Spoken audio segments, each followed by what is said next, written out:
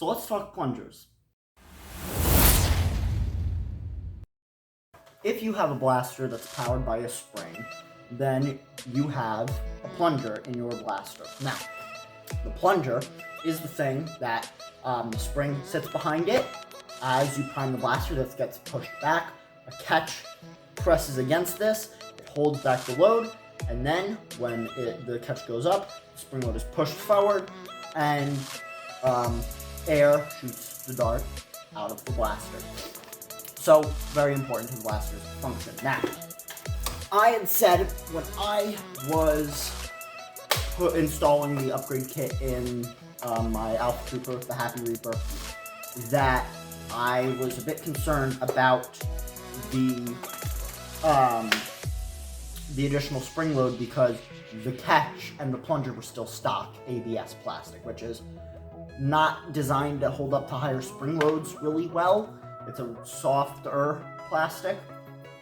So, first thing that happened was the catch wore out. And so I made a new one out of PL1 plastic. Made two versions actually. The first one just didn't work. The first one, it works. Spent a lot more time with it, getting everything right. Didn't film that one, just because I thought it would be a bit more of a boring video and a time-consuming one, and I just wanted to focus in on it. However, now the catch is slipping again, and I know it's not the catch because it's made out of stronger plastic, but it's now the plunger. So, I'm going to take the stock plunger. Actually, I have to give you an Alpha Trooper this one at the moment, but I'm going to take this plunger and I'm going to take this rod of acetyl plastic and I'm going to be machining a new plunger. Some lathe work, some sanding, some cutting, some filing.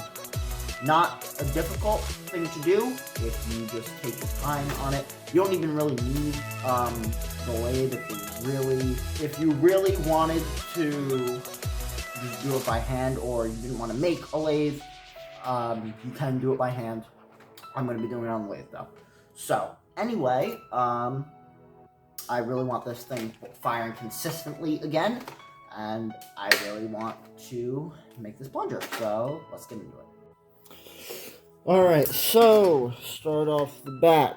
We are starting with an inch diameter round stock of acetyl Delrin. It's about, there we go, see, an inch. Just shy of, or not just shy, but slightly larger than the max width of this. 0.92. Anyway, before we do any lathe work, we're going to need to mark out the center of this. And shout out to my dad, who literally like 20 minutes ago maybe, reminded me, or I should say taught me to be more accurate. The trick is you want to drill 3 lines anywhere on the circle that are the same length, and then mark the center of them at a right angle, and where all those lines meet is going to be the center. So I'm going to cut to that and show you what the heck I'm talking about. And as you can see, focus. I drilled the hole out after marking it a few times with that. It's not perfect, but it should be good enough. So I'll do that on the other side, and then we'll bring it onto the lathe. Alright, it's all hooked up. As you can see, there is a big wobble, partially just due to errors in the centering this and errors in the lathe, but it's no big deal. This side, which is where I'm going to be doing most of the work anyway, is still fine. So it all works out. So anyway, now I'm going to take the O-ring off of this. Just give me a second. Alright, set that aside, and I'm just going to line it up here and just kind of mark out just the, the important areas.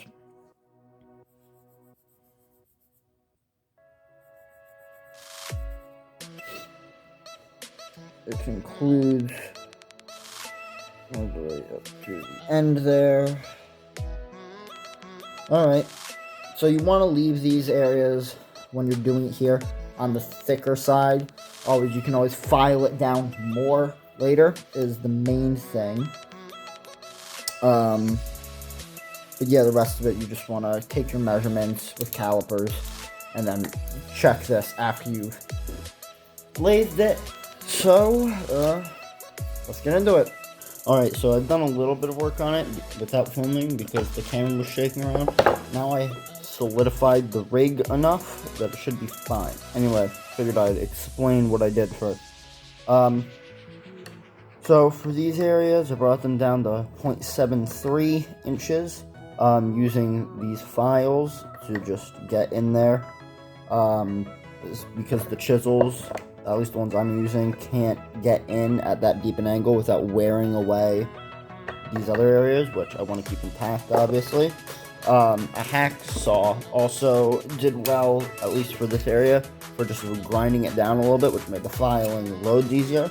However, if you do that, keep in mind you do need to be careful that you don't, saw away too much. Anyway, as you can see, it's getting there.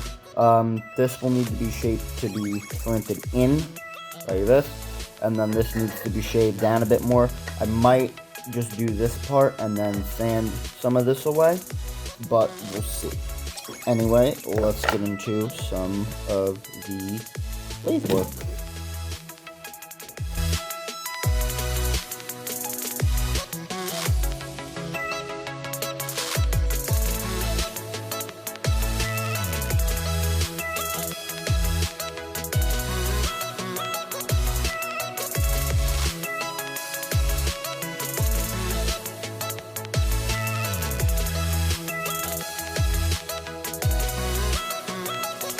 Alright, so it's been cut out. As you can see from there, it's still a little too proud, and this, of course, is way too thick.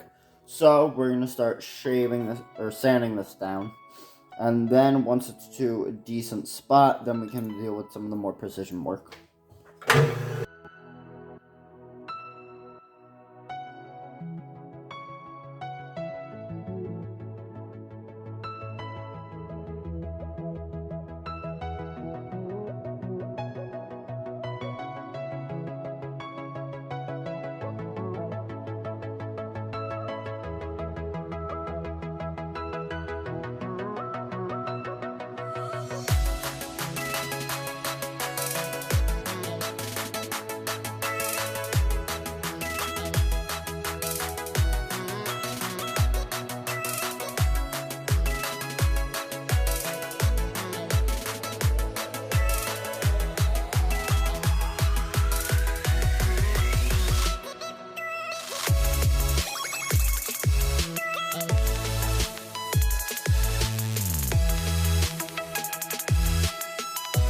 So I drilled out piece with a 5/8 drill, no, 1/2 drill bit, and that's not quite big enough, but I needed some wiggle room just in case my drilling was off. So now I'm gonna come in with a grinding wheel on my Dremel and just clean it up, widen it out better.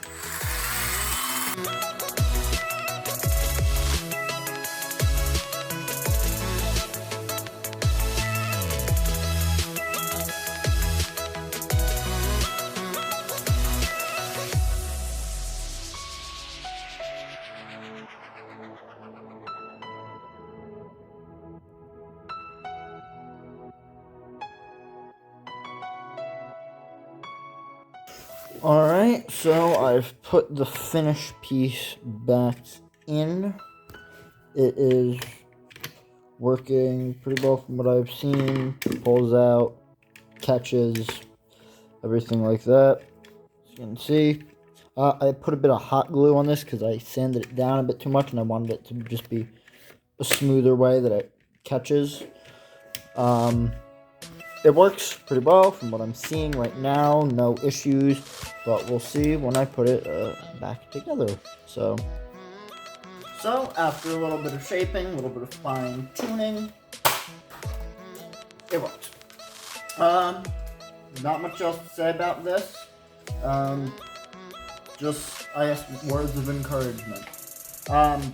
If you don't think that you can make this, I used to be in that same position where I didn't think I could make a lot of stuff, or when I came to a problem where something was broken, I just thought, well, that's it, might as well strip it for parts. It wasn't until I got into college, I realized, well, you know, after I was just dedicated to a lot of blasters, I was like, well, I need to go that extra step. I'm gonna find something that's gonna work. And eventually I did. So, if you don't think that you can do all this stuff, you know, making a makeshift lathe, turning plastic, shaving it down, all that stuff, if you spend enough time doing it and you work hard enough at it and practice it, you'll be able to. So, pretty much that sums up the end of the video. Thank you very much for watching. Please be on the lookout for my next video, and I'll see you then.